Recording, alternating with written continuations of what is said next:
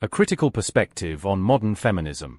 In addressing modern feminism, it's essential to confront what I perceive as its most detrimental aspects with unfiltered honesty. My thoughts may be stark, but they reflect a broader critique of behaviors and ideologies that seem detached from the realities of human nature and societal contribution. Some women, not all, seem to represent a subspecies of the average female, lacking introspection and instead resorting to self-deprecating complaints about their perceived misfortunes.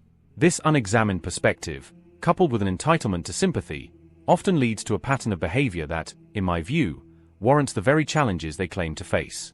A harder life would compel greater accountability and reflection. The frequent accusation of being treated like objects is another point of contention.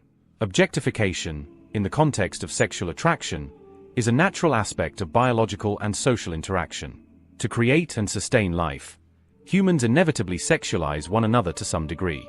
To reject this outright is to reject a fundamental truth of existence. The reality is that not every individual is significant enough to warrant objectification, an uncomfortable truth for those who weaponize this idea to project their insecurities.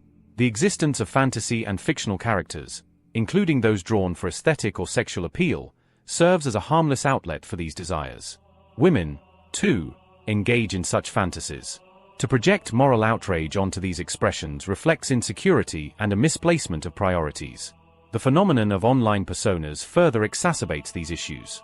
Many women adopt exaggeratedly cutesy or stylized profiles, attempting to mask a void in their lives through curated digital identities.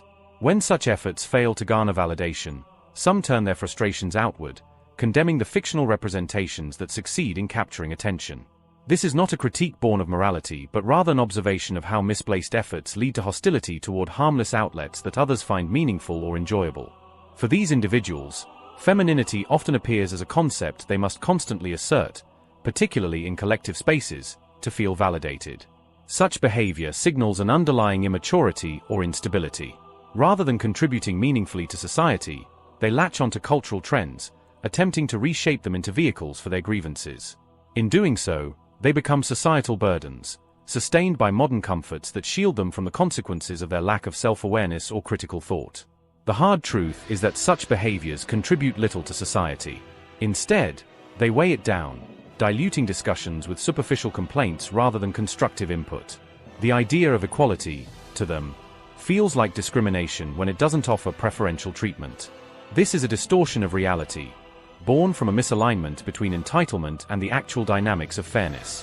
When individuals feel threatened by the harmless expression of human desires in fictional worlds, it speaks to a deeper insecurity, a failure to reconcile their existence within a society that no longer centers on their perceived struggles. In this sense, they represent a mutation in the evolution of humanity, one that risks stagnation rather than progress. Such perspectives, if left unchecked, threaten to undermine the cultural and intellectual ecosystems necessary for collective advancement.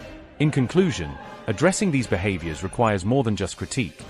It demands a societal recalibration that values accountability, critical thinking, and resilience over entitlement, victimhood, and moral grandstanding.